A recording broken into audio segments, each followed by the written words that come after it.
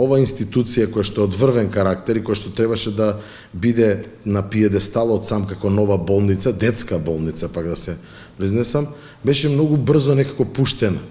Народот не заборава, луѓето не забораваат дека ова беше со некако си, како да кажам, убрзано темпо пуштена болница, така да во моментот и како апел и како она што јавноста треба да го знае, во моментот сме диво вселени во оваа институција, без дозвола од страна на ресорното министерство, без дозвола за технички прием на овој објект. Што тоа означува? Тоа означува дека сето она што ние почнаме сега во моментот од како се зеде оваа институција да се раководи од новиот раководен кадар, да се санираат сите оние моменти и елементи кои што недостасуваат, а кои што и под самиот момент на предавање на оваа зграда како нов објект од таков карактер за кој што сите има само еден, како кажем, воодушевување, ние ги нормално ги утврдивме првичните недостатоци и почна да се санираат. Значи, само како апел, уште еднаш ќе повторам, и како она сето што тоа тука го видов, беше дека оваа зграда е навидум, од надвор многу убава, но требаше да се доработат некои доста многу битни работи внатре. Сега се во процес, веќе во процес на нивно санирање и нивно довршување. Интересно што слушнавме во медиумите, односно информација, или можеби тези информации за затварање на Центарот за цистична фиброза. Имаше, како што се сеќаваме, демант од Министерството за здравство. Што се случува со истите? Ајде вака да бидеме објективни. Со одлука на влада е донесено решение дека Центарот за цистична фиброза во Република Македонија се наоѓа во Институтот за белодробни заболувања кај децата Козле. Ова е болница од таков карактер која што со таква проблематика како што е цистична фиброза може да се занимава постојано и без никакви пречки.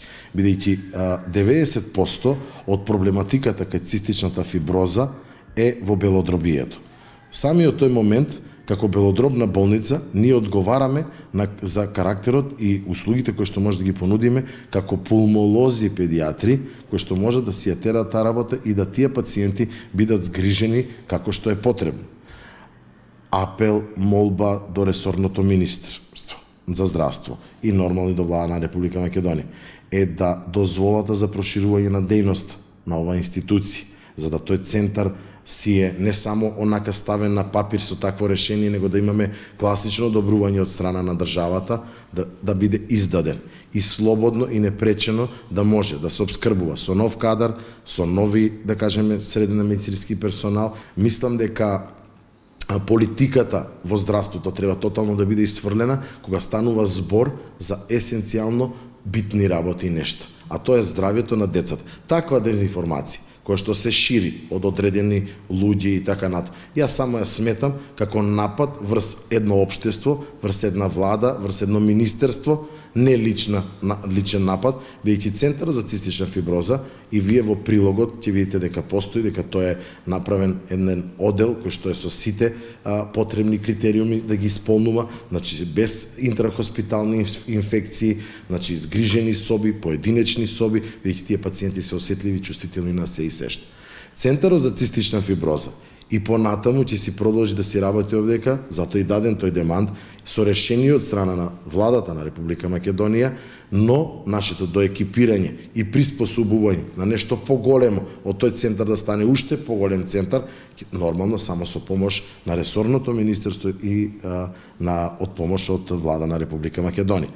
Веќе 70 дена сте на оваа раководна позиција, претходно сте работеле во јавното здравство. Знаете каква е сликата од страна, а сега знаете како е кога сте внатре или внатре. Каде е полошо, кога гледате од надвор и кога влезете внатре? Искреноста моја ќе биде следна. Тежината е во да си менаџер, лекар.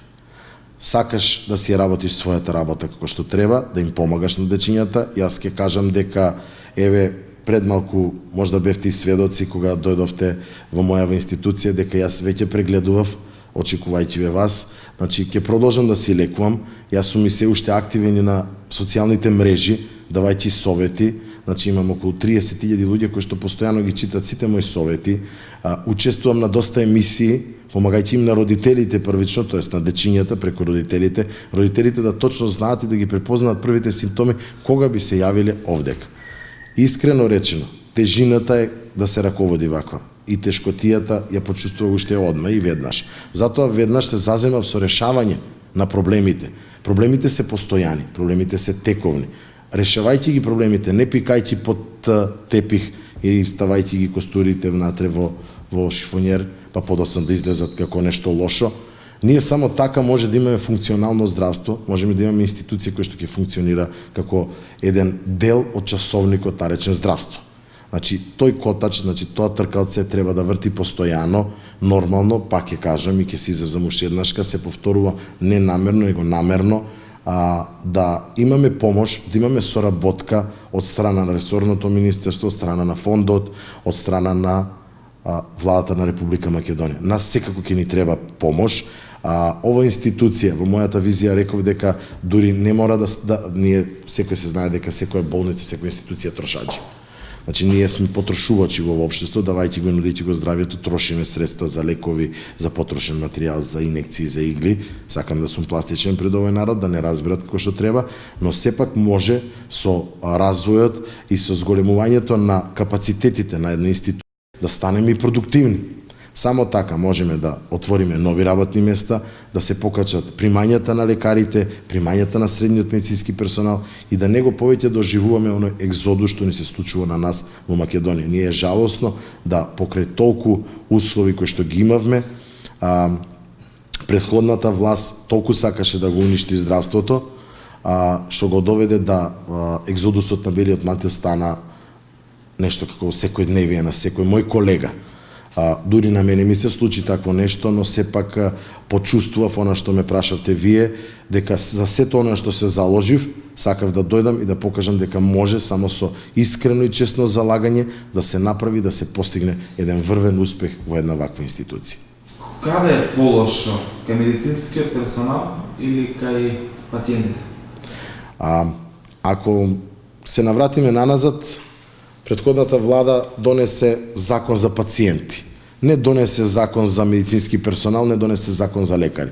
Законот за здравствена заштита е во изработка, ние лекарите ќе си го добиеме своето заслужено место, се даде предлог, значи како и платата на специјалистите ќе биде покачена, како ќе биде покачена таа плата на средниот медицински персонал, се со цел да ни се задржи. Верувате, ние имаме квалитетен кадар. Решенијата веќе постојат, веќе се стремиме кон тоа, го очекуваме тој закон.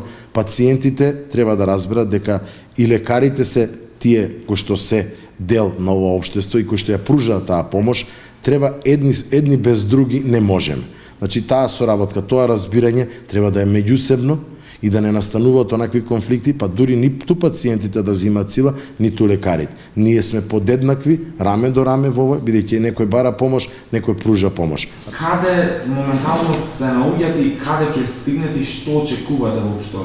Како за кај? Која е вашата визија? Она што е битно, и пак само ќе се повторам, визијата е подобрување на здравствениот систем, добивање на личната сатисфакција на лекарите, на медицинскиот персонал, нивна едукација, постојано. Не да идеме ние и да го спроведуваме она што го спроведуваше претходната власт како медицински туризам. Ние ќе ги побараме тие експерти да дојдат и да не научат. Ние да работиме, тие да не следат или да ни укажуваат како грешиме или да научат што да правиме. Значи, само така можеме буквално да овој здравствен систем го натераме да оди напред. Кога станува збор за оној дел кој што е финанси, мислам дека државата може да спомогне сили. Ние сме во големи долгови, ова држава во големи долгови, наследени. Мислам дека ова држава бара начин како да и се помогне од надвор. Мислам дека се стремат и кон подобри нешта, изнаоѓање на нови моменти кои што ќе ни помогнат да се придвижиме после 10 годишен дебакал кој што го доживуваше ова држава и мизерија.